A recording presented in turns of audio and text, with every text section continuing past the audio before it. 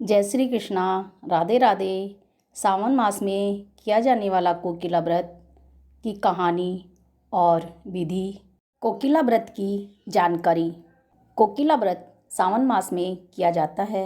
इस व्रत को करने से 7 जन्मों तक पुत्र, सौभाग्य और संपत्ति की प्राप्ति होती है। कोकिला व्रत आषाढ़ की शुक्ल पूर्णिमा को यानी कि सावन मास शुरू होने पर जो पूर्णिमा आती है उसी दिन सायंकाल स्नान करके संकल्प लें, मैं ब्रह्मचर्य रहकर कोकिला व्रत करूंगी। दूसरे दिन सावन मास की एकम को नदी या कुएं पर स्नान करके संकल्प ले, मम धन धान्य आदि सहित सौभाग्यम प्राप्त्यर्थे शिवतुष्टे च कोकिला व्रतमः करिष्ये।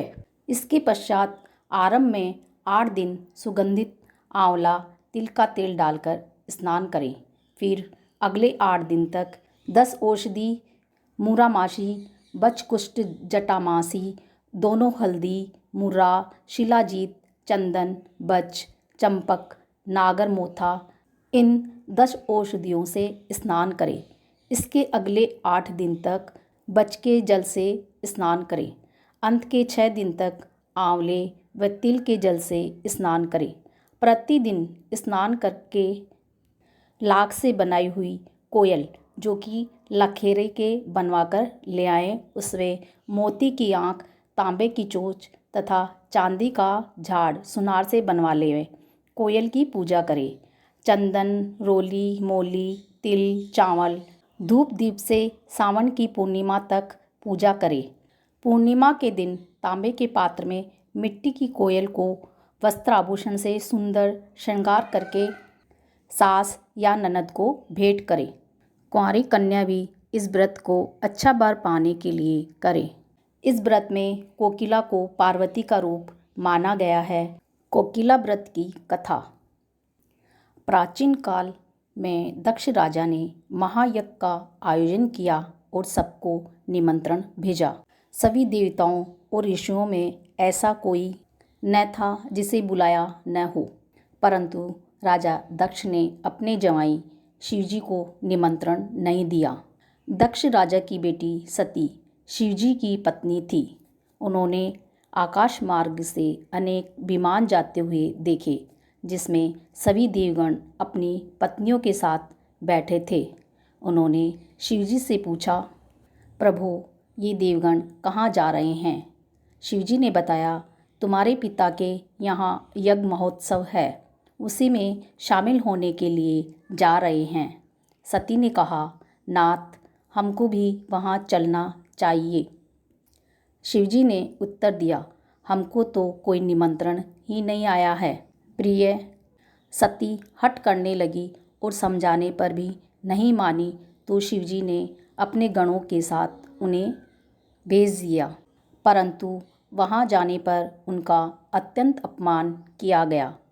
किसी ने भी उनसे बात नहीं करी। उनकी माता और बहनें भी पिता के डर से उनके करीब नहीं आई। यह देखकर दुखित सती वहीं अग्नि प्रकट कर भस्म हो गई, तो उनके साथ गए गणों ने यज्ञ का विध्वंस आरंभ कर दिया और उनमें से कुछ गण भागकर शिवजी के पास गए और समाचार सूचित किया। सती के भस्म होने की बात सुनकर शिवजी अत्यंत क्रोधित हुए। उन्होंने राजा दक्ष यज्ञ विध्वंस करने के लिए वीरभद्र के साथ अपने गणों की विशाल सेना भेजी। उन सब ने वहाँ विध्वंस प्रारंभ किया और दक्ष सहित उनके यहाँ आए हुए अनेक देवता मार डाले। किसी की आंखें फोड़ी, किसी के दांत उखाड़े।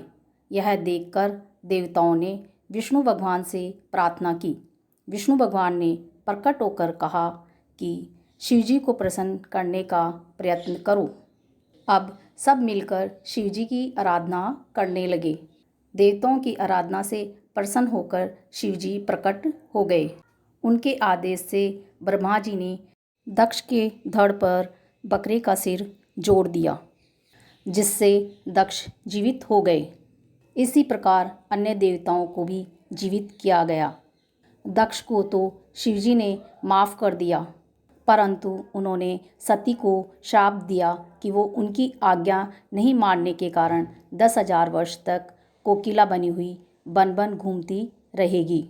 इस प्रकार सती 10,000 वर्ष तक कोकिला बनी रहकर बन बन घूमती रही, फिर पार्वती के रूप में उत्पन्न हुई और ऋषियों के आज्ञानुसार आषाढ़ से सावन मास की पूनम तक व्रत रखकर शिवजी का पूजन किया। इससे प्रसन्न हुए शिवजी ने पार्वती जी के साथ विवाह कर लिया, इसलिए इस व्रत का नाम कोकिला व्रत हुआ। यह व्रत कुंवारी कन्याओं के लिए श्रेष्ठ माना जाता है। कोकिला व्रत की उद्यापन विधि। सुहागन औरत को पूरा बेस चूड़े सहित बिछियाँ रखकर तांबे के कलश में मिट्टी की कोयल बनाकर रखकर सासू या ननद को देवे और कुंवारी कन्या मंदिर में चढ़ा देवे। जय श्री कृष्णा। राधे राधे।